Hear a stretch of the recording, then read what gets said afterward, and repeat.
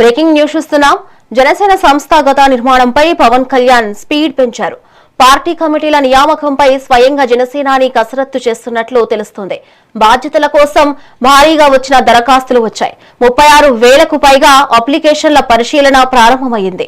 ఇప్పటికే పలు నియోజకవర్గాల్లో కమిటీలు ఖరారు అయ్యాయి. ఆగస్టు 15 నాటికి పూర్తిస్థాయి నియామకాలకు ప్లాన్ చేస్తున్నట్లు సమాచారం. రాబోయే ఎన్నికలను దృష్టిలో పెట్టుకుని క్షేత్రస్థాయి క్యాడర్ బలోపేతంపై జనసేన ఫోకస్ పెట్టినట్లు తెలుస్తుంది.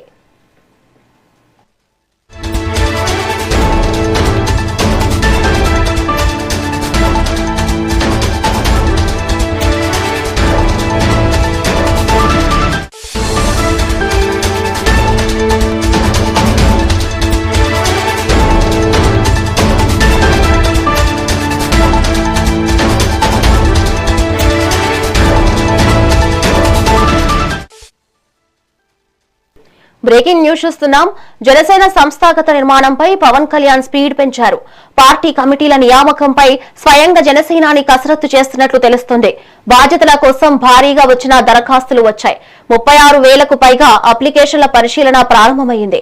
ఇప్పటికే పలు నియోజకవర్గాల్లో కమిటీలు ఖరారు అయ్యాయి. ఆగస్టు 15 నాటికి పూర్తిస్థాయి నియామకాలకు ప్లాన్ చేస్తున్నట్లు సమాచారం.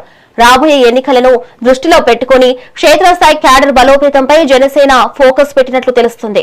ఇక దీనిపై మరింత సమాచారం మా ప్రతినిధి ఉదయ్ అందిస్తారు. Uday, good morning Shravani. జనసేన సంస్థాగత నిర్మాణంపై పవన్ కళ్యాణ్ ప్రత్యేక దృష్టి పెట్టారు. కమిటీల్లో బాధ్యతల కోసం 36,000కు పైగా దరఖాస్తులు ఇప్పటికే మంగళగిరి ఆఫీస్కి అయితే చేరడం జరిగింది. దరఖాస్తుల పరిశీలన పవన్ కళ్యాణ్ అయితే మొదలు పెట్టడం జరిగింది. ఇప్పటికే పలు నియోజకవర్గాల్లో జనసేన కమిటీలను అయితే ఖరారు చేశారు.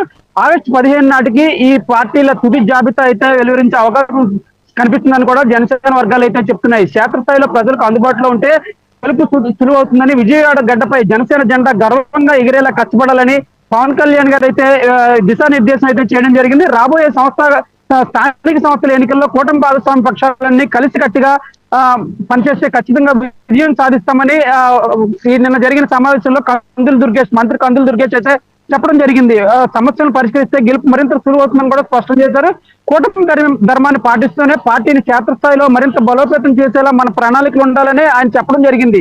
కార్యకర్తలందరూ కష్టపడి పనిచేస్తే వారికి తగిన గుర్తింపు ఇచ్చే బాధ్యతలు పవన్ కళ్యాణ్ తీసుకుంటారని కూడా ఆయన చెప్పడం జరిగింది. పూర్తి అంటే ఎవరికి ఎక్కడ ఉంచాలో ఆయన పూర్తి అవగాహన ఉందని చెప్పారు. పార్టీ రాజకీయ వ్యవహారాల కమిటీ చైర్మన్ నాదెండ్ల మనోహర్ నేతృత్వంలో విజయవాడ ఈ సుజనా కన్వెన్షన్ హాల్ అయితే ఈ సమావేశం అయితే నిర్వహించారు. ఈ అంటే వీర మహిళలు అలుపెరుగునే శ్రమే సార్వత్రిక ఎన్నికల్లో రాత్రింబవలు పడిన కష్టం చూపిన నిబద్ధత నిజంగా అభినందనీయమని కూడా అదే ఉత్సాహంతో అదే పట్టుదలతో రాబోయే కార్పొరేషన్ ఎన్నికల్లోనూ మరింత శ్రమ పడాల్సిన అవసరం ఉందని కూడా వారు చెప్పడం జరిగింది. విజయవాడ గడ్డపై జనసేన జెండాను గర్వంగా ఎగరవేయడమే తదుపరి లక్ష్యం కూడా అక్కడ ఉన్న మంత్రులు అలాగే నాదెండ్ల మనోహర్ అయితే చెప్పడం జరిగింది. ఈ లక్ష్య సాధన కోసం ఇప్పటి నుంచే ప్రజల్లో ఉందాము, వారి సమస్యలు తెలుసుకుంటూ అవసరాల్లో తోడుగా నిలబడుతూ ప్రజలకు మరింత చేరువవుదామని కూడా చెప్తున్నారు. నిరంతరం ప్రజల పక్షాన్ని నిలిచి వారి నమ్మకాన్ని గెలుచుకుని కార్పొరేషన్ ఎన్నికలకు సంపూర్ణంగా సిద్ధమవుదామని కూడా చెప్పడం జరిగింది. ప్రపంచంలో ఏ రాజకీయ పార్టీకు ఇది సాధ్యం కాదు, కానీ జనసేన పార్టీ సంస్థాగత బలోపేతం కోసం అధినేత పవన్ కళ్యాణ్ 25 పార్లమెంట్ నియోజకవర్గాలకు సమాచార సేకరణ కమిటీలను అయితే నిర్మించడం జరిగిందని చెప్పారు. ఇందులో భాగంగా విజయవాడ పార్లమెంట్ నియోజకవర్గ పరిశీలకుడిగా వెళ్ళే అవకాశం అయితే కొంతమందికి అయితే దక్కే అవకాశం ఉందని కూడా చెప్పడం జరిగింది. ప్రతి ఒక్కరి నుండి దరఖాస్తులు సేకరించారు. కేవలం అప్లికేషన్ తీసుకోవడమే కాకుండా వచ్చిన ప్రతి ఒక్కరిని వ్యక్తిగతంగా కలిసి వారి అభిప్రాయాలను అడిగి తెలుసుకోవడం కూడా జరిగిందని చెప్పారు. ఈ సమావేశంలో అయితే విస్తృతంగా అంటే జనసేన కార్యకర్తలు, వీర మహిళలు, నాయకులు కూడా ఈ సమావేశంలో పాల్గొన్నారు. సమాజంలో కింది స్థాయి వర్గాలుగా ఉన్న శ్రామికుల్లో ఇంతటి బలమైన రాజకీయ భావజాలం, మార్పు కోసం ఆరాటం ఉండడం నిజంగా అద్భుతం. ఇలాంటి నిస్వార్థమైన ప్రపంచంలో ఏ రాజకీయ పార్టీకి సాధ్యం కాదని కూడా అక్కడ ఉన్న నేతలు అయితే చెప్పడం జరిగింది. మొత్తం మీద ఇది ఏ ఒక్క కులానికో లేదా మతానికో పరిమితమైనది కాదు. అన్ని కులాలు, మతాలు, ప్రజల ఆశయాల కోసం పుట్టిన నిజమైన పార్టీ జనసేన పార్టీ అని ప్రస్తుత కూటమి ప్రభుత్వంలో జనసేన కీలక భాగస్వాములుగా ఉంటూ పార్లమెంట్ శాసనసభలలో ప్రజాగళాన్ని అత్యంత బలంగా వినిపిస్తున్నామని కూడా నాదెండ్ల మనోహర్ అయితే చెప్పడం జరిగింది. ఈ అంటే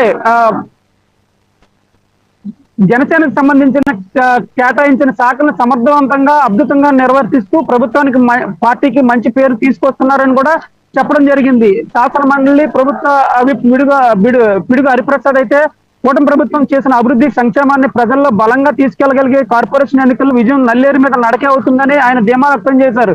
ఈ 2 ఏళ్లలో అర్హత ఉన్న ప్రతి కుటుంబానికి సంక్షేమం అందించామని, ముఖ్యంగా విజయవాడలో శాంతి భద్రతలు విఘాతం కలగకుండా చూసామని కూడా చెప్పడం జరిగింది. కార్పొరేషన్ ఎన్నికల్లో పోటీ చేయాలనుకున్న వారు క్షేత్రస్థాయికి వెళ్లి పనిచేయాలని, ముఖ్యంగా డివిజన్ లో చాలా సమస్యలు ఉన్నాయి, వాటిని పరిష్కరించి ప్రజలకు చేరువైతే విజయం వరిస్తుందని కూడా ఆయన చెప్పడం జరిగింది. మొత్తం మీద ఇక్కడ ఈ సమావేశానికి హాజరైన మంత్రులు, అలాగే ఎమ్మెల్యేలు, అలాగే ఎమ్మెల్సీలు కూడా ప్రజలకైతే పార్టీ కార్యకర్తలకైతే దిశానిర్దేశం చేశారు. ఈ నేపథ్యంలోనే వచ్చే సంస్థాగత ఎన్నికల్లో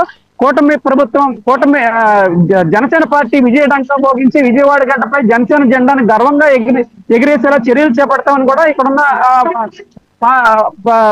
కూటమి అలా జనసేన నేతలకైతే దిశానిర్దేశం చేయడం జరిగింది. శ్రావణి.